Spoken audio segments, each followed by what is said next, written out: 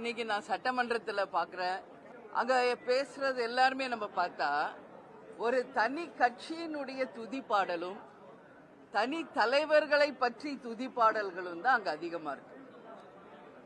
பேரவைத் தலைவர் அவர்கள் பலமுறை சொன்னாரு, இது ஆளுநர் மீது நம்ம நன்றி தெரிவிக்கிற தீர்மானம், அதை பத்தி நீங்க பேசுங்கன்னு. பட் இன்றைக்கு வரைக்கும் இப்ப வரைக்கும் தனி மனித துதி பாடல்களும் தனி கட்சியின் துதி பாடல்கள் மட்டும்தான் அங்க போயிட்டு இருக்கு.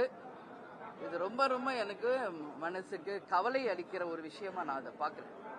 என்ன சப்ஜெக்ட் இன்னைக்கு பேசணுமோ அந்த சப்ஜெக்டை பேசாம டைவர்ட் ஆகி வேற வேற வேற சப்ஜெக்ட் போயிட்டே இருக்கு. ஏன் அந்த சப்ஜெக்டை பத்தி பேசாம வேற ஏதோ பேசிட்டு இருக்காங்க எல்லாரும். அது மட்டும் இல்ல, அதுக்கு வெறும் துதிப்பாடல்கள் தான் இருக்கு.